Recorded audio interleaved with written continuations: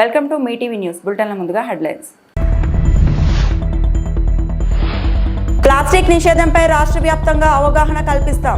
శాసనసభలో deputy CM Pawan Kalyan.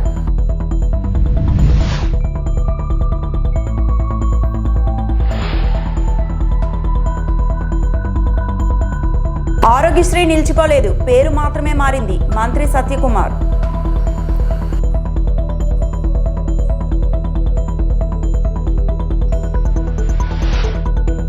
వీడిన suspension, Jubilee Hills BRS అభ్యర్థి ప్రకటన.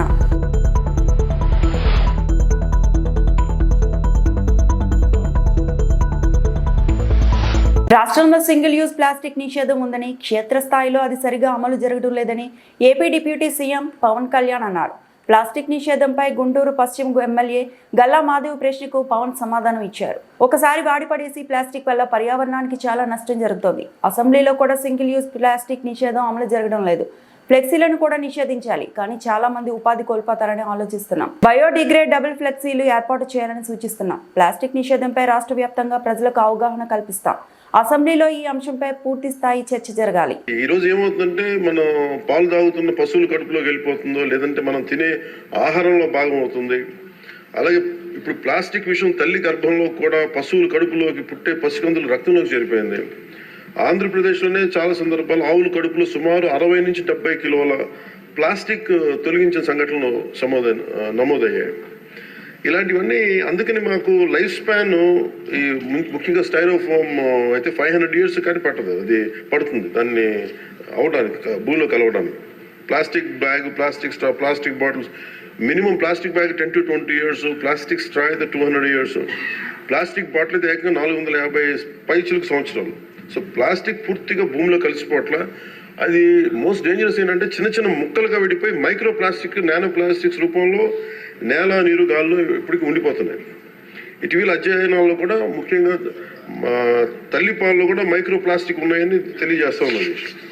సో వీటన్నిటికీ సంబంధించి మేము ఒక నెక్స్ట్ 2-3 monthsలో చాలా ఒక డీటెయిల్ అనాలిసిస్, డీటెయిల్ ప్లాన్తో వస్తున్నాం అధ్యక్ష, ఒక యాక్షన్ ప్లాన్ తోటి. ఆరోగ్యశ్రీ పేరు ఎన్టీఆర్ వైద్య సేవగా మారిందని వైద్య ఆరోగ్య శాఖ మంత్రి సత్యకుమార్ శాసనసభకు వివరణ ఇచ్చారు. రాష్ట్రంలో ఎన్టీఆర్ వైద్య సేవలు గత ప్రభుత్వ హయాంలో కన్నా మెరుగ్గా అమలు అవుతున్నాయని చెప్పారు. ఈ విషయంలో కొందరు నిరాధార ఆరోపణలు చేస్తున్నారని దుయ్యబట్టారు. అసెంబ్లీ ప్రశ్నోత్తరాల్లో గణాంకాలను సభ ముందు ఉంచారు. పరిచయ విషయం మీద వారు ప్రశ్నలు లేవనెత్తారు. వారికి అభినందనలు తెలియజేస్తున్నాను. ఈ ప్రభుత్వం, కూటమి ప్రభుత్వం, చంద్రబాబు నాయుడు గారి నాయకత్వంలో, పవన్ కళ్యాణ్ గారి నాయకత్వంలో అధికారంలోకి వచ్చిన తర్వాత ప్రభుత్వ ఆసుపత్రులకు ఉన్న బకాయిలు చెల్లించడం జరిగింది అధ్యక్ష. 457,45 లక్షలు బకాయిలను చెల్లించడం జరిగింది. అయితే ప్రస్తుతానికి ఈ రాష్ట్రంలో ఉంటున్న గవర్నమెంట్ ఆసుపత్రులకి ఇంకా 110,21 లక్షలు చెల్లించాల్సిందే. వాటిలో తొందరలో కూడా వాటిని కూడా చెల్లిస్తాం. అదేవిధంగా గుంటూరు ప్రభుత్వ ఆసుపత్రికి సంబంధించి గౌరవ సభ్యులు అడిగారు పెండింగ్ బిల్లుల గురించి. పెండింగ్ బిల్లులు బకాయిలుగా ఉంటున్న 20,24 లక్షలను చెల్లించడం జరిగింది. ఇప్పుడు బకాయిలు ఉన్నది 4,09 లక్షలు బకాయిలు ఉన్నాయి. వాటిని కూడా తొందరలోనే చెల్లిస్తాం అధ్యక్ష. ఈ చిన్న విషయానికి సంబంధించిన నేను ఒక చిన్న క్లారిఫికేషన్ ఇవ్వాలి. ఎందుకంటే రాష్ట్రంలో ఆరోగ్యశ్రీ సేవలు నిలిచిపోయాయని చెప్పి పూర్తిగా ఈ రకంగా నిలిచిపోయిన ఆరోగ్యశ్రీ సేవలు, అదేవిధంగా ఆరోగ్యశ్రీ రద్దు చేసి ప్రజలకు మరణ శాసనం రాసిన చంద్రబాబు అని కొన్ని పత్రికల్లో, కొన్ని ఛానళ్లలో బురద జల్లే ప్రయత్నం చేస్తున్నారు అధ్యక్ష. ఆరోగ్యశ్రీ అనేది నిలిచిపోలేదు అధ్యక్ష. కూటమి ప్రభుత్వం అధికారంలోకి వచ్చిన తర్వాత పేరు మాత్రమే మారింది. దానికి ఎన్టీఆర్ వైద్య సేవ కూడా పేరు మార్చడం జరిగింది. అయితే దీంట్లో సేవల్లో ఎక్కడ కూడా అంతరాయం కలగలేదు. గౌరవ సభ్యులకు దృష్టి కూడా నేను తీసుకురాదలుచుకున్నాను. ఎందుకంటే ఉదాహరణ ఇస్తాను అధ్యక్ష. ఈ బెనిఫిషరీస్ 2023-24 అంటే గత ప్రభుత్వం అధికారంలో ఉన్న చివరి ఆర్థిక సంవత్సరంలో 12,53,065 మంది దీని ద్వారా లబ్ధి పొందితే, అదే ఎన్టీఆర్ వైద్య సేవ ద్వారా కూటమి ప్రభుత్వం అధికారంలోకి వచ్చిన తర్వాత గత ఆర్థిక సంవత్సరం 24-25లో అది కాస్త 13,42,673 పెరిగింది అధ్యక్ష. అంటే 90,000 మంది అదనంగా లబ్ధి పొందారు. రెండో విషయం ప్రీ ఆథరైజేషన్లు ఇచ్చిన మొత్తం 2023-24 ఆర్థిక సంవత్సరంలో 3,758 కోట్లు అయితే, అదే మా ప్రభుత్వం వచ్చిన తర్వాత, అధికారంలోకి వచ్చిన తర్వాత అది కాస్త 4,079 కోట్లకు పెరిగింది. అంటే దాదాపు దీంట్లో కూడా 260 కోట్లు పెరిగింది అధ్యక్ష. కాబట్టి ఆరోగ్య సేవలు నిలుస్తున్నాయి. అని చేస్తున్న అసత్య ప్రచారంలో ఏమాత్రం నిజం లేదు. రెండో విషయం, ఎందుకు ఈ పెరిగింది ప్రియాథరైజేషన్ అడ్మిషన్ బెనిఫిషరీస్ ఏమో 6.88% పెరిగారు అధ్యక్ష. ప్రియాథరైజేషన్స్ అంటే చెల్లించిన మొత్తం 7.88% పెరిగింది. దీంట్లో పెరగడానికి కారణం ఏంటంటే అధ్యక్ష, వైఎస్ఆర్ కాంగ్రెస్ పార్టీ గతంలో మెడికల్ కళాశాలలో సీట్లు అమ్ముకుంటే తెలుగుదేశం పార్టీ కళాశాలను అమ్ముకుంటుందని కాంగ్రెస్ పార్టీ రాష్ట్ర అధికార ప్రతినిధి నెల్లూరు సిటీ నియోజకవర్గ ఇన్ఛార్జ్ ఎన్ కిరణ్ కుమార్ రెడ్డి అన్నారు. ఆయన ఇందిరాభవన్లో శుక్రవారం ఏర్పాటు చేసిన మీడియా సమావేశంలో ఆయన మాట్లాడుతూ టీడీపీ నిర్ణయానికి వ్యతిరేకంగా ఎన్ఎస్యుఐతో కలిసి పెద్ద ఎత్తున ఆందోళన కార్యక్రమాలు నిర్వహిస్తామని హెచ్చరించారు. దేశంలో ప్రజాస్వామ్యాన్ని కూనీ చేస్తున్నారని, ఓట్ చోరీ అంశానికి సంబంధించి కాంగ్రెస్ పార్టీ జాతీయ నేత రాహుల్ గాంధీ స్పష్టంగా పేర్కొన్నారన్నారు. కాంగ్రెస్ పార్టీకి అనుకూలంగా ఉన్న ఓట్లను గత ఎన్నికల్లో ఓ యాప్ ద్వారా తొలగించారని విమర్శించారు. పేరమణ వద్ద జరిగిన రోడ్డు ప్రమాదంపై కూటమి ప్రభుత్వం మెడికల్ కాలేజీలను పీపీపీ పద్ధతిలోకి మార్చడంపై దేశంలో ఓట్ల చోరీపై తీవ్ర స్థాయిలో ధ్వజమెత్తారు. నెల్లూరు జిల్లా కాంగ్రెస్ పార్టీ ఆఫీస్కు విచ్చేసినటువంటి మీడియా మిత్రులందరికీ కూడా రాష్ట్ర కాంగ్రెస్ పార్టీ అధికార ప్రతినిధిగా స్వాగతం తెలియజేయడం అందరికీ కూడా నమస్కారాలు. నెల్లూరు జిల్లాలో 2 రోజుల క్రితం జరిగినటువంటి ఒక దుర్ఘటనలో 7 మంది మృత్యువాత చెందడం జరిగింది. వారిని మా కాంగ్రెస్ పార్టీ సభ్యులు వెళ్ళి పరామర్శించి ఓదార్చడం కూడా జరిగింది. కాకపోతే ఇక్కడ కేవలం ఇది ప్రభుత్వ హత్యలుగానే కాంగ్రెస్ పార్టీ చూస్తుంది. ప్రభుత్వ అధికారుల నిర్లక్ష్యం, రవాణా శాఖ కావచ్చు, మైనింగ్ అధికారులు కావచ్చు, వీళ్ళ పర్యవేక్షణ లేకపోవడం వల్ల ఏదైతే ట్రిప్పరు ఢీ కొట్టడంతో చనిపోయినటువంటి వాళ్ళకి 5 లక్షల రూపాయలు ఏదో ఎక్స్గ్రేషియా ప్రకటించి చేతులు దులుపుకోవడం అనేది దారుణం. కనీసం 30 లక్షల రూపాయలు తగ్గకుండా వాళ్ళకి ప్రభుత్వం సహాయం అందించాలి ఆ కుటుంబాలకు. అదేవిధంగా ఏదైతే నిర్లక్ష్యంతో వ్యవహరించారో వాళ్ళ దగ్గర నుంచి ఆ సొమ్మును కూడా రికవరీ చేసి వాళ్ళకి మరింత సాయం చేయాలని కాంగ్రెస్ పార్టీ తరఫున డిమాండ్ చేస్తున్నాం. మృతుల కుటుంబాలకు ప్రగాఢ సానుభూతిని తెలియజేస్తున్నాం. ఇకపోతే నిన్నటి రోజున కాంగ్రెస్ పార్టీ విపక్ష నాయకుడు రాహుల్ గాంధీ గారు ఢిల్లీలో ప్రెస్ మీట్ పెట్టి ఎలక్షన్ కమిషన్ ఆఫ్ ఇండియా ఏ విధంగా ఈ దేశంలో పనిచేస్తుంది, గతంలో కూడా కర్ణాటకలోని మహదేవపుర అసెంబ్లీ నియోజకవర్గానికి సంబంధించి కూడా ప్రెస్ మీట్ పెట్టిన తర్వాత నిన్న మళ్ళీ దానికి పరంపరగా ప్రెస్ మీట్ పెట్టి ఏ విధంగా ఓటు చోరీ జరుగుతుంది, ఈ దేశంలో ప్రజాస్వామ్యం బతికుండాలంటే 5 సంవత్సరాలకు ఒకసారి మనం ఓటు వేసే విధంగా మనకి రాజ్యాంగం హక్కులు కల్పిస్తే ఆ రాజ్యాంగం కల్పించినటువంటి హక్కులను కూడా తుంగలో దొక్కుతూ ఎలక్షన్ కమిషన్ ఆఫ్ ఇండియా ఏ విధంగా ఓటు చోరీకి పాల్పడుతుంది అనే దానికి స్పష్టమైనటువంటి ఆధారాలతో నిన్న రాహుల్ గాంధీ గారు ప్రెస్ మీట్ పెట్టడం జరిగింది. ఒకటే అంటే ఇది మాన్యువల్గా కాకుండా ఒక సాఫ్ట్వేర్ ఉపయోగించి ఉద్దేశపూర్వకంగా కాంగ్రెస్ ఏదైతే మెజారిటీ ఉండేటటువంటి బూతుల్లోంచి అక్కడ సీరియల్ నెంబర్ 1వ నెంబర్ ఓటరు ఆటోమేటిక్గా వేరే వాళ్ళ ఓటర్లు డిలీషన్ కోసంగా అప్లికేషన్ ఫైల్ చేయించినట్టుగా అవి డిలీషన్ అయిన తర్వాత డిలీట్ అయిన విషయం అక్కడ ఉండేటటువంటి బూత్ లెవెల్ బిఎల్ఓకు కూడా తెలియకుండా డిలీట్ అయితే అక్కడ ఉండేటటువంటి అతను వెళ్ళి నా ఓటు ఎందుకు డిలీట్ అయిందని ఆ బిఎల్ఓని అడిగితే నాకు తెలియదని సమాధానం చెప్పడం జరిగింది. దీని మీద కాంగ్రెస్ పార్టీ గతంలో ఎన్నోసార్లు చెప్పినప్పటికీ ఆ ఏదైతే ఓటు కోల్పోయిన వాళ్ళు కంప్లైంట్ ఇస్తే కర్ణాటక సిఐడి కేసు ఫైల్ చేయడం జరిగింది. దానికి సంబంధించి విచారణలో 18 సార్లు ఎలక్షన్ కమిషన్ ఆఫ్ ఇండియాకి లేఖ రాసింది. ఎక్కడ ఏ ఐపీ అడ్రస్ నుంచి ఈ ఫామ్ 7 డిలీషన్కి సంబంధించినటువంటి అప్లికేషన్స్ లాగిన్ అయినాయి, వాళ్ళు ఏ మొబైల్ నెంబర్తో లాగిన్ అయ్యారు, ఆ యొక్క డివైస్ పోర్ట్స్ ఏంటి, దాని యొక్క టెక్నికల్ డీటెయిల్స్ ఇవ్వమని 18 సార్లు సెంట్రల్ ఎలక్షన్ కమిషన్ని కర్ణాటక సిఐడి వాళ్ళు ఇన్ఫర్మేషన్ అడిగితే కనీసం ఆ ఇన్ఫర్మేషన్ కూడా ఇవ్వలేనటువంటి పరిస్థితి. కాకపోతే ఈరోజు స్పష్టంగా ఆధారాలతో వివరిస్తే నేను ఎలక్షన్ కమిషన్ ఒక మాట చెప్పింది, అవును ఏదైతే ఓట్ల డిలీషన్ సంబంధించి అప్లికేషన్స్ వచ్చిన మాట వాస్తవే, మేము అవన్నీ పరిగణలో తీసుకోలేదు, కొద్ది ఓట్లు మాత్రమే, కొద్ది సంఖ్యలో మాత్రమే డిలీట్ అనేది. అంటే వచ్చిన మాట అయితే వాస్తవం, సాఫ్ట్వేర్ని ట్యాంపర్ చేసో లేదంటే దానికి సాఫ్ట్వేర్కి వేరే రకంగానో హ్యాక్ చేసో ఎక్కడైతే ఎలక్షన్స్ జరుగుతున్నాయో, ఎక్కడైతే కాంగ్రెస్ బూత్లకి మెజారిటీ ఓట్స్ ఉండేటటువంటి దగ్గర ఈ యొక్క ప్రయోగాలు ప్రతి రాష్ట్రంలో చేస్తున్నారని రాహుల్ గాంధీ. హైదరాబాద్ జూబ్లీ హిల్స్ ఉప ఎన్నికల్లో బీఆర్ఎస్ అభ్యర్థిపై ఉత్కంఠత వీడింది. జూబ్లీహిల్స్ బైపోల్ ఎన్నికల్లో మాగంటి గోపీనాథ్ సతీమణి అభ్యర్థిగా బరిలోకి దింపుతున్నట్లు బీఆర్ఎస్ వర్కింగ్ ప్రెసిడెంట్ కేటీఆర్ అధికారికంగా ప్రకటించాడు. శుక్రవారం తెలంగాణ భవన్లో జూబ్లీహిల్స్ నియోజకవర్గం ఎర్రగడ్డ డివిజన్ క్యాడర్లో కేటీఆర్ సమావేశమయ్యారు. ఈ సందర్భంగా బీఆర్ఎస్ అభ్యర్థిపై ప్రకటన చేశారు. ఈ సందర్భంగా కేటీఆర్ మాట్లాడుతూ రాష్ట్రమంతా ఒక తీరుగా ప్రజలు తీర్పునిస్తే హైదరాబాద్లో మాత్రం బీఆర్ఎస్ ప్రజలు గుండెల్లో పెట్టుకున్నారు. హైదరాబాద్ మహానగరాన్ని విశ్వనగరంగా మార్చిన బీఆర్ఎస్ను అన్ని స్థానాల్లో గెలిపించారు. ప్రత్యర్థులు ఎంత దుష్ప్రచారం చేసినా జూబ్లీహిల్స్ మూడోసారి మాగంటి గోపీనాథ్ని గెలిపించారు. మాగంటి గోపీనాథ్ సేవల్ని కొనసాగిస్తామని ఆయన సతీమణి సునీత మీ ముందుకు వచ్చింది. అందరూ ఆమెను ఆశీర్వదించండి అని ప్రజలకు కేటీఆర్ విజ్ఞప్తి చేశారు.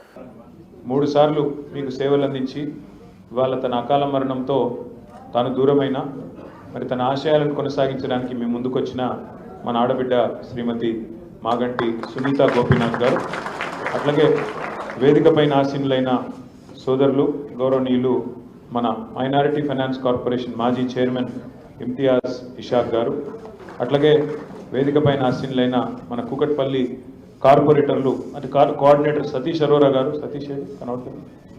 సతీష్ అరోరా గారు, అట్లాగే మన సత్యనారాయణ గారు, ఇంకా కుకట్పల్లి కార్పొరేటర్ జూపల్లి సత్యనారాయణరావు గారు. కుకట్పల్లి జూపల్లి సత్యనారాయణరావు గారు 4 బూతులు చూస్తున్నారు, 56, 57, 58, 59. మాందాడి శ్రీనివాసరావు గారు కేపీహెచ్బి కార్పొరేటర్ గారు, వారు 5 బూతులు చూస్తున్నారు, 65, 66, 67, 68. బాలాజీనగర్ కార్పొరేటర్ గారు శ్రీమతి శిరీష బాబురావు గారు, మరి వారు 5 బూతులు చూస్తున్నారు, 69, 70, 71, 72. ఫతేనగర్ కార్పొరేటర్ తమ్ముడు సతీష్ గౌడ్ గారు, వారు కూడా 5 బూతులు చూస్తున్నారు, 259, 262, 263, 264, 296. అట్లాగే మన తూము శ్రవణ్ గారు, మన మాజీ కార్పొరేటర్ మూసాపేట్ శ్రవణ్, వారు కూడా 4 బూతులు చూస్తున్నారు, 302, 302, 303, 304, 308. अल्लाहपुर कॉर्पोरेटर सबीहा गौसुद्दीन, 6 बूथ देख रहे हैं आप, 6 बूथ के इंचार्ज हैं, 309, 310, 311, 312, 313, 314, 6 बूथ. బాలనగర్ కార్పొరేటర్ ఆవుల రవీందర్ రెడ్డి గారు 5 బూత్ల ఇన్ఛార్జ్గా వారు ఉన్నారు, 315, 16, 17, 18, 19. మహేశ్వరి శ్రీహరి గారు బేగంపేట కార్పొరేటర్ గారు, వారు 5 బూత్లు 320, 21, 22, 23, 24. బోయిన్పల్లి కార్పొరేటర్ సీనియర్ నాయకుడు ముద్దం నరసింహ యాదవ్ గారు, వారు కూడా 5 బూత్లకి బాధ్యత తీసుకున్నారు, వారు కూడా 325, 326, 327, 328, 329. ఈ రకంగా ప్రభుత్వ మెడికల్ కాలేజీలు ప్రైవేటీకరణను వ్యతిరేకిస్తూ మాజీ ఎమ్మెల్యే గణేష్ ఆధ్వర్యంలో ఆందోళన చేపట్టారు. శుక్రవారం నిర్మాణంలో ఉన్న మెడికల్ కాలేజీను జిల్లా వైసీపీ నాయకులు నర్సీపట్నం మాజీ MLA Petla Umashankar Ganesh YCP party శ్రేణులతో కలిసి మాజీ సీఎం వైసీపీ అధినేత వైఎస్ జగన్ పిలుపు మేరకు మాకవారపాలెం వద్ద నిర్మాణంలో ఉన్న మెడికల్ కాలేజీ వద్ద ఆందోళన చేపట్టారు. మెడికల్ కాలేజీ సందర్శనకు వస్తున్న వైసీపీ నాయకులను పోలీసులు అడుగడుగున ఆటంకాలు సృష్టిస్తూ బారికేడ్లతో అడ్డుకున్నారు. అయితే ముందుగానే తెలుసుకున్న వైసీపీ నాయకులు మెడికల్ కాలేజీకు అనేక మార్గాల ద్వారా చేరుకున్నారు. ఈ ఆందోళన నియోజకవర్గంలో 4 మండల వైసీపీ నాయకులు కార్యకర్తలు పాల్గొన్నారు. ఎంత చిత్తశుద్ధి ఉందనేది ఈరోజు ఖచ్చితంగా ప్రజలు అది గమనించాలి. జగన్మోహన్ రెడ్డి గారు ముఖ్యమంత్రి అయిన తర్వాత 17 మెడికల్ కాలేజీలకి శ్రీకారం చుడితే ఈరోజు ఈ కూటమి ప్రభుత్వం ఏర్పడిన తర్వాత పేదలకు విద్యా వైద్యం దూరం చేసేందుకు పేద ప్రజలు ఎవరైతే మెడిసిన్ చదివించాలనుకుంటున్నారో పిల్లల్ని వాళ్ళని దానికి దూరం చేసేదానికి వీళ్ళు పీపీపీ పద్ధతిలో వీళ్ళు ప్రైవేటీకరణ చేయడానికి, అది కూడా ఎకరం రూపాయి కంట ఈరోజు పేపర్లో మనం చూసాము. ఏ రకంగా ఇటువంటి కార్యక్రమాలు చేస్తున్నారు. మాట్లాడితే అసెంబ్లీకి రారు అని చెప్తారు, అసెంబ్లీకి వెళ్ళి మీరేం చేస్తున్నారు?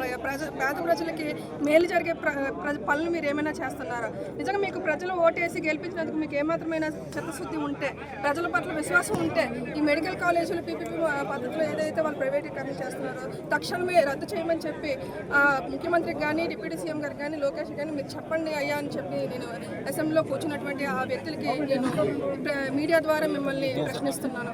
ఇది పీపీపీ అంటే గతంలో పవర్ పాయింట్ ప్రజెంటేషన్ అనేది తెలుసుకున్నాం, కానీ ఈరోజు చంద్రబాబు నాయుడు గారు వచ్చిన తర్వాత ఏ రకంగా ప్రైవేటీకరణ చేయాలి అనే దానికి పీపీపీ అని పేరు పెడతారని చెప్పి ఎప్పుడు కూడా ఊహించలేదు. ఈ కూటమి ప్రభుత్వం ఏర్పడిన తర్వాత దబదబాలుగా ప్రజలకి అన్యాయం, పేద ప్రజలకి అన్యాయం చేసే దిశగా నడుస్తున్నారు తప్పితే ప్రజలకు ఉపయోగపడే పనులు ఏమీ చేయలేదు. తక్షణమే దీన్ని మీరు వెనక్కి తీసుకొని రద్దు చేయాలని మేము ఇక్కడ వైఎస్ఆర్ కాంగ్రెస్ పార్టీ తరఫున మేము డిమాండ్ చేస్తున్నాము. గుర్తు తెలియని వాహనాలు ఢీకొట్టిన ప్రమాదాల్లో మృతుల కుటుంబాలకు 2 లక్షలు, తీవ్ర గాయాలు పాలైన వారికి 50,000 రూపాయలు సుప్రీంకోర్టు ఆదేశాలతో 2022లో ప్రారంభించిన హిట్ అండ్ రన్ పథకం ద్వారా అందజేస్తున్నామని విశాఖ సిపి డాక్టర్ శంకప్రత బాగ్జీ తెలిపారు. పోలీస్ కమిషనరేట్ పరిధిలో టెంపుల్ ఆఫ్ లెర్నింగ్ హాల్లో గురువారం మధ్యాహ్నం రోడ్డు ప్రమాద బాధిత కుటుంబాలతో సిపి ముఖాముఖి సమావేశం నిర్వహించారు. 2022వ సంవత్సరం నుంచి 2024 వరకు 16 మృతుల కుటుంబాలు, 63 క్షతగాత్రుల కుటుంబాలకు 63,50,000 రూపాయల నగదు పరిహారం అందజేశామని సిపి తెలిపారు. ప్రమాదాల్లో గాయాల పాలైన మృతి చెందిన కుటుంబాలు హిట్ అండ్ రన్ పథకం సేవలకు గాను విశాఖపట్నం పోలీస్ కమిషనరేట్ ఆవరణలో రోడ్డు ప్రమాద బాధితుల సహాయ ప్రత్యేక కేంద్రాన్ని కూడా ఏర్పాటు చేశామని బాధితులు వినియోగించుకోవాలని సిపి కోరారు. ఈ సమావేశంలో traffic ADCP K Praveen Kumar, ACP S Vasudev, traffic సిఐలు అమ్మినాయుడు, శ్రీను, నరసింహారావు పాల్గొన్నారు. 2022 సంవత్సరం ఫస్ట్ ఏప్రిల్ తర్వాత ఎక్కడైనా హిట్ అండ్ రన్ యాక్సిడెంట్ జరిగితే దయచేసి వైజాగ్లో జరిగితే మా దగ్గరికి రండి. మా ఫోన్ నెంబర్ మీ అందరికీ తెలుసు. ఈ road traffic accident victim assistance centre number కూడా, టోల్ ఫ్రీ నంబర్ కూడా ఇక్కడ మేము చూపిస్తున్నాం. దయచేసి కాల్ చేసి ఈ బెనిఫిట్ పొందండి. అండ్ ఆంధ్రప్రదేశ్లో మిగిలిన జిల్లాలో కూడా ఇటువంటి ప్రాబ్లం ఉంటే మీ జిల్లా ఎస్పీ, జిల్లా కలెక్టర్ దగ్గరికి పోయి రిక్వెస్ట్ చేయాలి ఈ డబ్బు కోసం. ఎందుకంటే చాలామందికి తెలియదు, అందుకే వాళ్ళకి ఈ డబ్బు రావట్లేదు. ఈ డబ్బు డైరెక్ట్గా మీ అకౌంట్కి క్రెడిట్ అవుతుంది. ఇంకొక ముఖ్యమైన విషయం ఈరోజు మేము మీకు తెలియజేస్తున్నాం. ఇంకొక ప్రోగ్రాం కూడా త్వరలో మేము చేయబోతున్నాం. రోడ్ ప్రమాదం జరిగింది,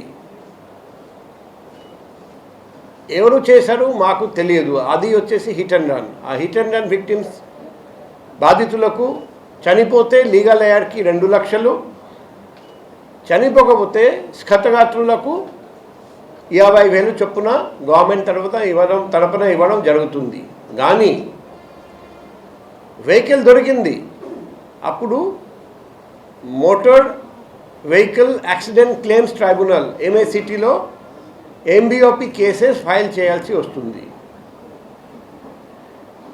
ఆ MBOP కేసు ఫైల్ చేయాలంటే డాక్యుమెంట్స్ కావాలి, పోలీస్ నుండి డాక్యుమెంట్ కావాలి, ఇంకా రకరకాల డాక్యుమెంట్స్ కావాలి. ఆ డాక్యుమెంట్స్ సేకరించిన తర్వాత కోర్టు చుట్టూ తిరగాలి.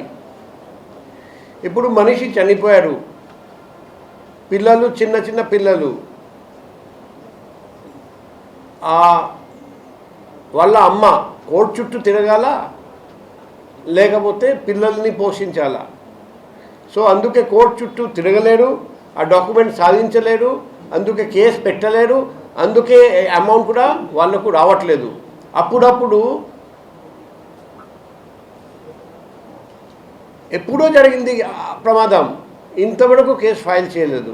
సో ఈ సెంటర్ స్థాపించిన తర్వాత మేము ఇటువంటి 9,000 కంటే ఎక్కువ ప్రమాదాలు జరిగినా ఆ కేసెస్ మాత్రం ఫైల్ చేయలేకపోయారని మేము గుర్తించాము.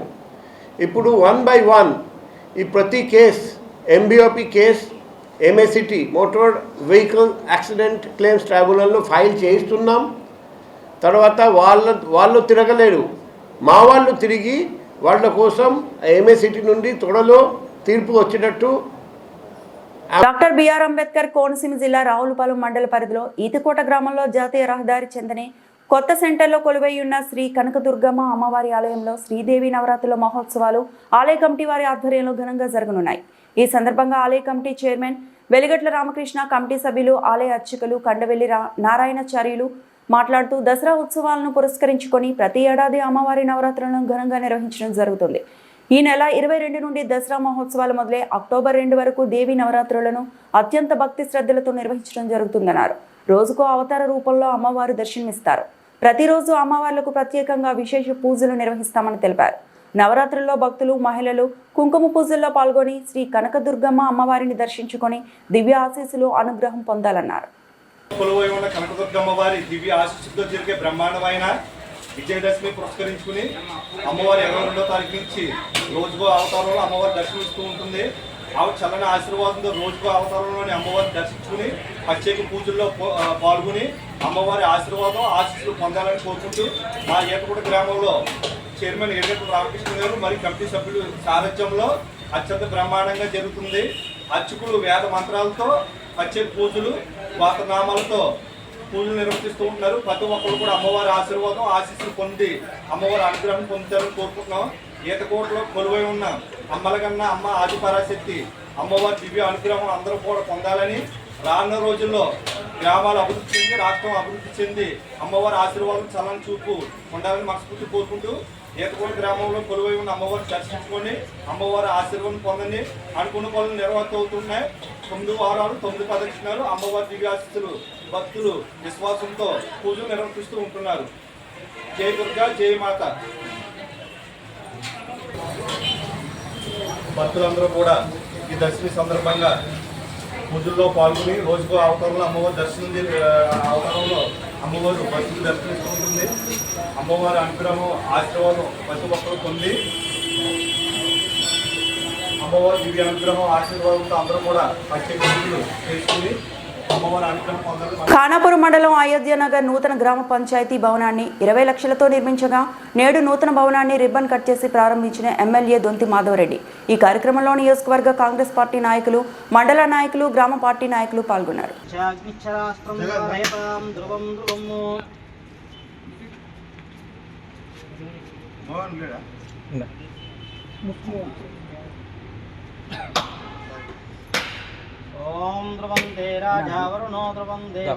అయోధ్య నగర్ గ్రామ పంచాయతీ భవనము ప్రారంభోత్సవ సందర్భంగా ఈ గ్రామ ప్రజలకి మొదలు శుభాకాంక్షలు తెలియజేస్తా ఉన్నాను.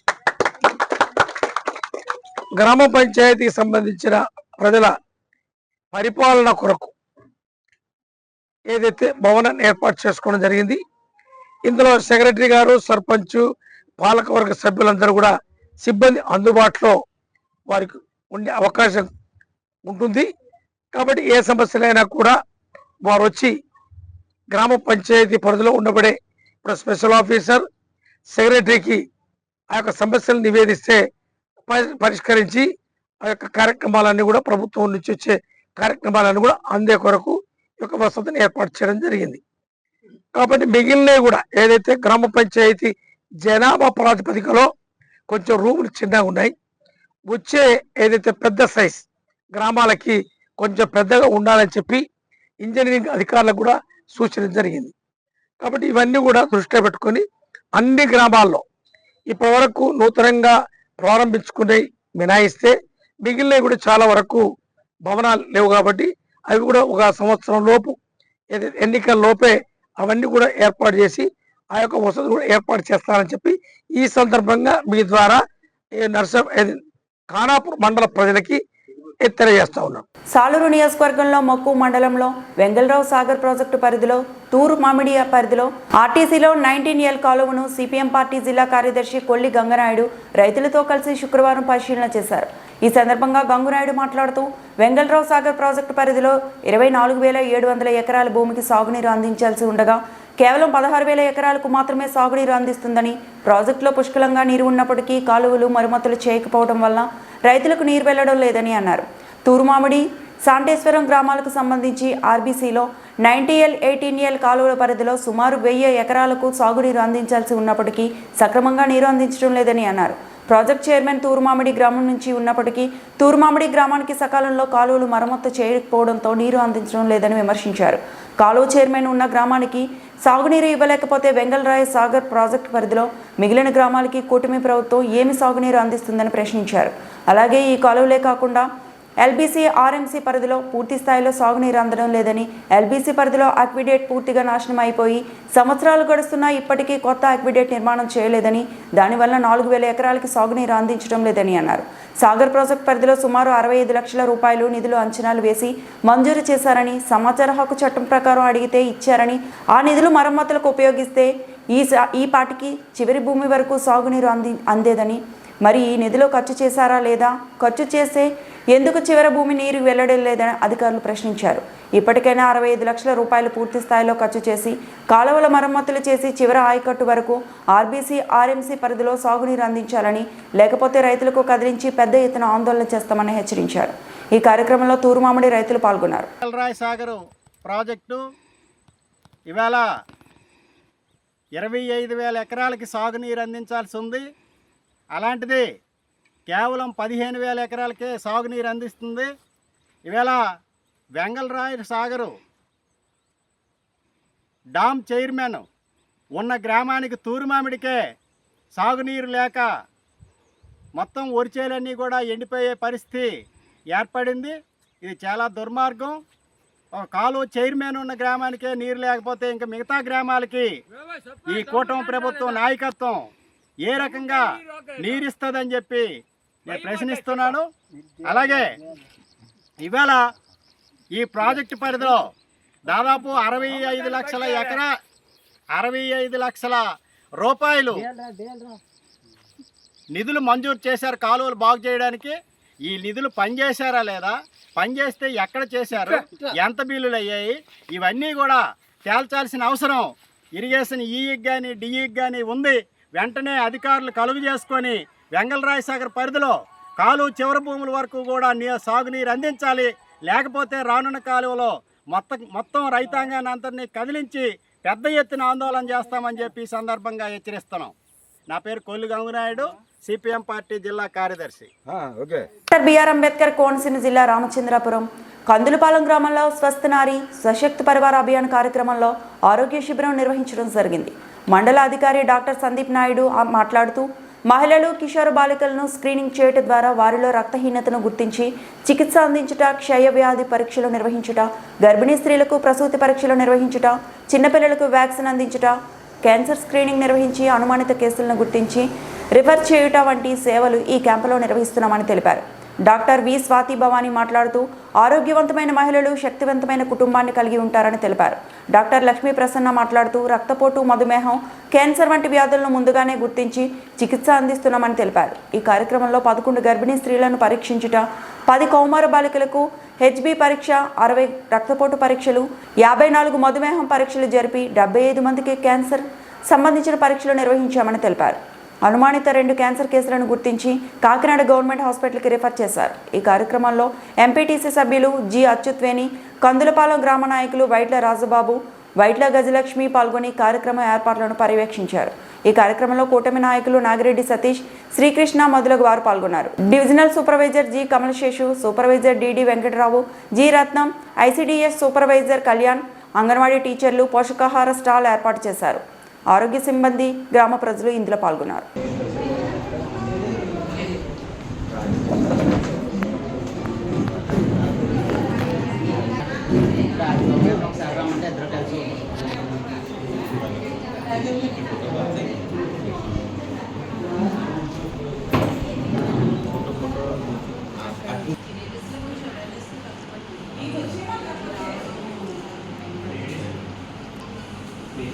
అమ్మ మీరు ఐరన్ టాబ్లెట్ తీసుకున్నారా? రక్తం పట్టడం కదండి.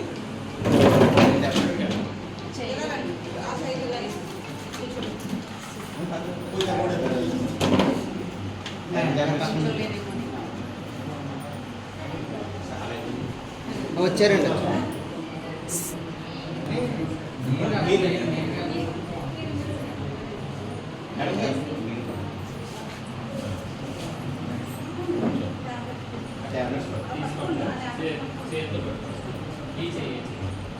ఇలా చూడండి ఒకసారి.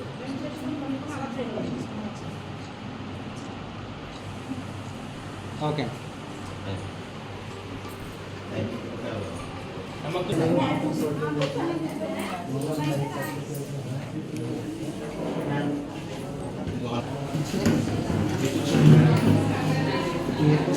చూడండి మరి మర్యాద చేయాలండి.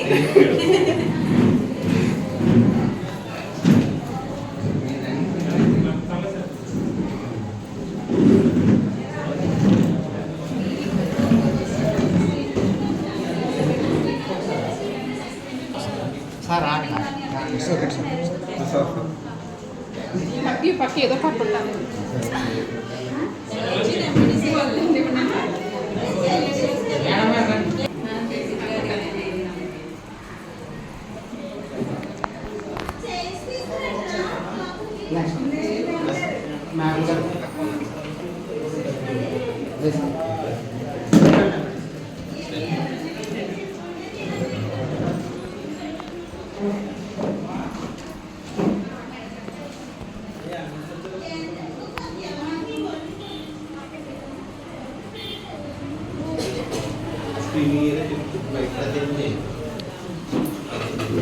ఈ వార్తలు ఇంతటితో సమాప్తం.